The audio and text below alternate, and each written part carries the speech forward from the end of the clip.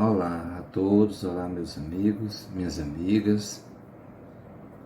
Com alegria que nós retomamos, estamos dando continuidade, melhor dizendo, ao nosso estudo do livro Palavras de Vida Eterna.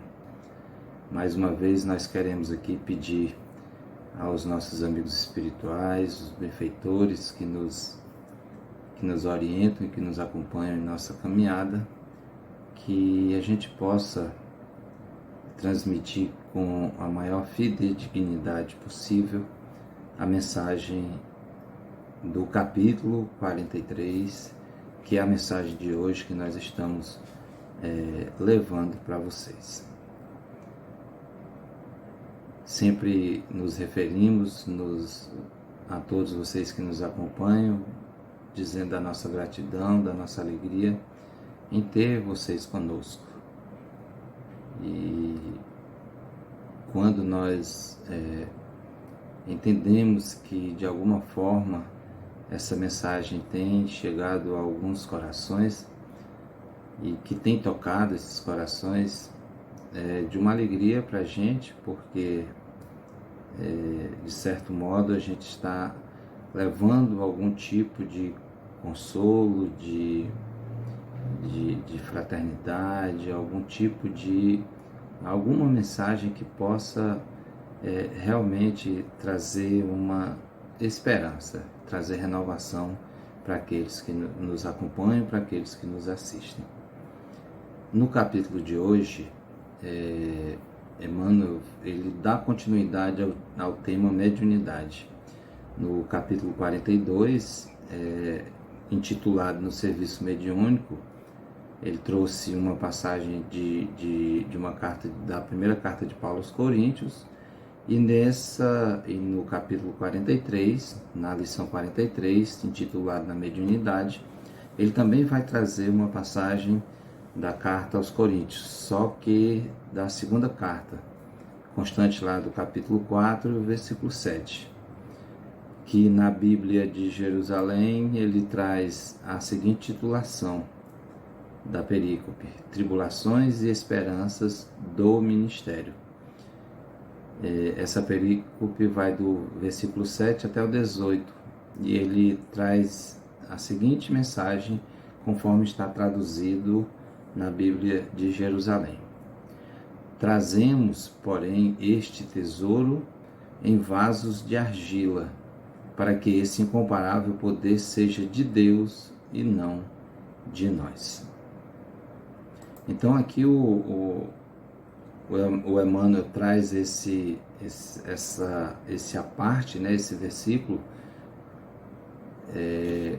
para dar continuidade à interpretação dele, à lição que ele quer trazer no que diz respeito à questão da mediunidade. No estudo anterior a gente já falou mais dos dons, da diversidade, né, de dons, dos diversos tipos de mediunidade que existem, que são conhecidos, né, de nós seres humanos ou de parte da humanidade, e que a doutrina espírita veio, Kardec, né, através dos espíritos, veio catalogar esse tema, mediunidade, veio expressá-lo e descrevê-lo de um modo bem mais significativo, e que demonstrassem para a gente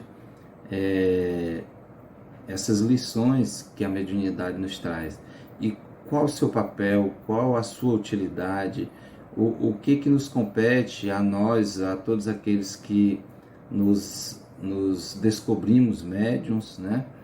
Então, o que nos compete, o que nos cabe, qual o nosso papel na humanidade, especialmente ali no pequeno ambiente, melhor dizendo, no ambiente em que eu me encontro, no ambiente onde cada médium se encontra, no ambiente familiar, no ambiente de trabalho, no ambiente de trabalho espiritual.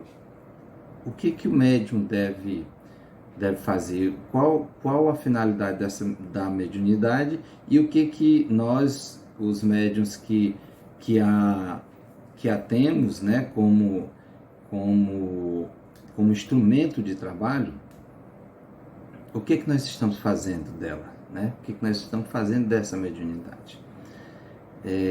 Como nós já dissemos no anterior, tratou dos dons, da variedade de mediunidade, e agora o Paulo vai trazer, ou melhor dizendo, Emmanuel vai trazer, vai dar continuidade ao tema, tratando especificamente do nome mediunidade, assim, na sua finalidade, né?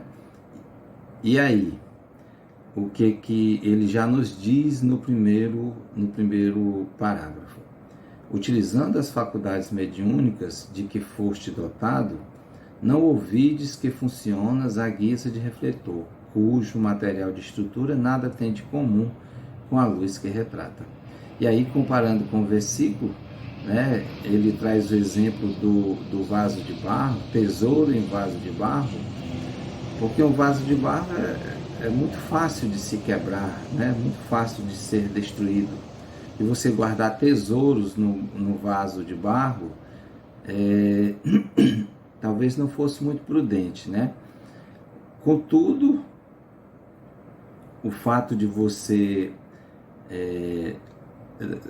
Paulo exemplificar esse tesouro no vaso de barro, é justamente para que a gente entenda que essa riqueza, esse tesouro, ele vem de esferas superiores, ele vem do Criador. E nós somos esses vasos de barros que estamos sujeitos a quedas e nos destruirmos, né? Ficarmos aos pedaços. E nesses momentos em que a gente estiver nessa condição, especialmente de imensas dificuldades, que todos as temos, que a gente lembre sempre, né, que tudo emana, tudo que é bom, que é amor, que é misericórdia, que é fraternidade, tudo o que vem para somar no nosso desenvolvimento vem de uma única fonte, que é Deus, que é o Criador. E aí, muitos de nós nos deixamos levar pela tola vaidade, nos deixamos levar pelo tolo orgulho e o tolo egoísmo, que são as chagas da humanidade, são pai e mãe de todos os outros males que assolam a humanidade.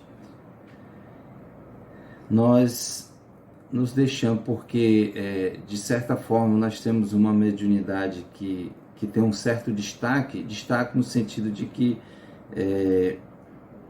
a gente conhece ela um pouco mais a fundo e desenvolvemos essa mediunidade a tal ponto que a gente consegue trazer bons resultados para com aqueles que nos buscam, tanto os nossos irmãos desencarnados quanto os nossos irmãos encarnados.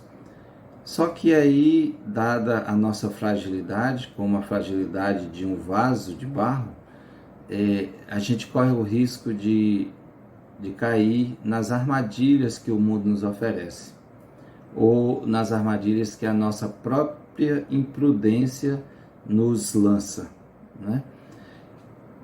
Que é a questão da vaidade, por exemplo, né? Se eu começo a desenvolver um bom trabalho enquanto médium e de repente os elogios começam a chegar de todas as partes, de todos os lugares, né? As pessoas começam a dizer, fulano de tal tem uma mediunidade excelente, é um excelente médium.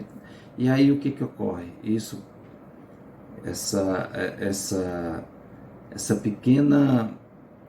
pequeno vírus, né? Esse vírus da vaidade, ele poderá preencher o meu ser e a partir daí eu ficar numa condição de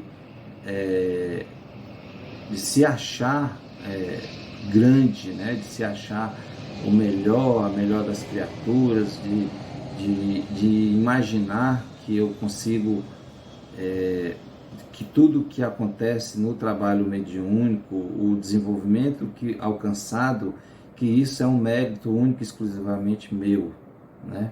Quando na verdade a gente sabe que quando médiums, em qualquer área do conhecimento, em qualquer área de trabalho, em qualquer área que nós buscarmos a nossa vivência, nós temos que nos esforçar. Isso é óbvio, nós temos que buscar, nós temos que nos preparar, estudar, né?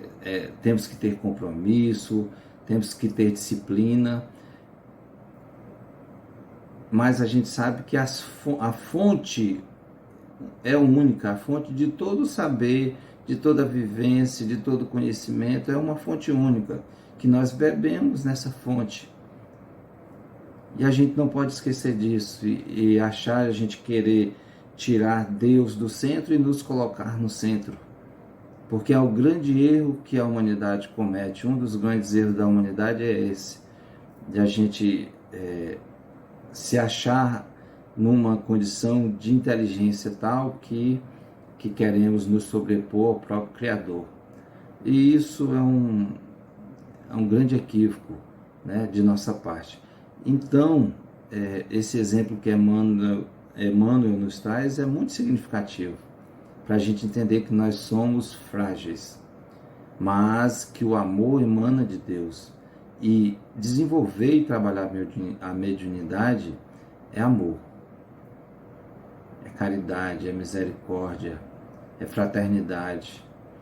Então, se eu me disponho, me predispus a desenvolver esse papel, que eu faça com zelo, com afinco e com muito respeito, para que eu não caia nas armadilhas, as armadilhas que nos viciam no sentido de querer nos achar maiores do que outros. O espelho, seja de metal ou de vidro, detém os raios solares, sem comungar-lhes a natureza, e o fio simples transmite o remoinho eletrônico sem partilhar-lhe o poder. Olha que exemplo, né? O espelho, seja de metal ou de vidro, detém os raios solares. Ele recebe a influência dos raios solares e ele reflete. Ele reflete essa influência. Contudo, ele recebe essa luz e ele retransmite. Mas ele não é o autor da luz. O espelho não é o autor da luz. Ele apenas é um refletor daquilo. Assim somos nós. Nós não somos detentores do conhecimento. Nós somos refletores desse conhecimento. E assim se dá em toda a área do conhecimento humano. Nós somos apenas refletores. Nós somos, como é muito bem explicado em muitos estudos, nós somos co-criadores, podemos dizer assim. O ensino maior, a criação já existe desde a eternidade, e Deus é o Criador de tudo isso, e nós, à medida que desenvolvemos as nossas capacidades, a gente vai se encontrando com esse conhecimento, tanto o intelectual quanto o moral, e passamos a desenvolvê-lo, passamos a entendê-lo melhor e a percebê-lo melhor. E isso faz com que a gente se torne, né, co-criadores, no sentido das pequenas criações, de pequenos detalhes, pequenas coisas no âmbito terreno. Mas a gente jamais pode esquecer qual a fonte de tudo isso. Entretanto, se o espelho jaz limpo, consegue reter a bênção da claridade, e se o fio obedece à inteligência que o norteia, converte-se em portador da energia. Então, se o espelho jaz limpo, né? Ou seja, se ele está bem cuidado, se ele está bem tratado, se ele está ali com a sua superfície bem cuidada, ele vai ter a capacidade de comungar da natureza dos raios solares, né? E ele vai refletir cada vez mais límpido essa imagem. Se o vidro está sujo, essa luz ela vai sair fosca. Mas se o vidro está bem limpo, bem zelado, bem cuidado, essa luz ela vai refletir bem mais ampla. E assim é conosco. Se nós estamos com o nosso corpo cuidado, se nós estamos com o nosso emocional cuidado, com o nosso equilíbrio, com a nossa... estamos procurando estar em dias com o desenvolvimento moral, com aquilo que nós aprendemos ao longo das nossas experiências. Se nós estamos vivenciando isso, certamente nós teremos capacidade de transmitir algo de bom ou transmitir esses ensinamentos superiores para aqueles outros irmãos nossos que ainda estão tateando no caminho, que ainda não se decidiram qual destinação querem para suas vidas. Assim também a mediunidade, pela qual, sem maior obstáculo, te eriges em mensageiro de instrução e refazimento, esperança e consolo. Através dela, recolhes o influxo da esfera superior, sem compartilhar-lhe a grandeza. Mas, se guardas contigo humildade e correção, converter-te-ás no instrumento ao socorro moral de muitos. Humildade e correção. Duas palavras muito importantes para o nosso proceder, para o nosso existir. Sem essa humildade, sem a correção das nossas atitudes, nós não estaremos em comunhão com Deus, ou nós não estaremos partilhando das leis divinas. Nós estamos nos afastando delas, tentando a todo custo retirar ou nos afastar dessas leis, apesar de que elas fazem parte de nós, do nosso ser, e é meio louco assim, né? Porque, perdoem aí o termo, mas é assim, ao mesmo tempo que a gente tem a presença divina em nós, a gente luta constantemente para afastar essa presença da nossa vivência, né?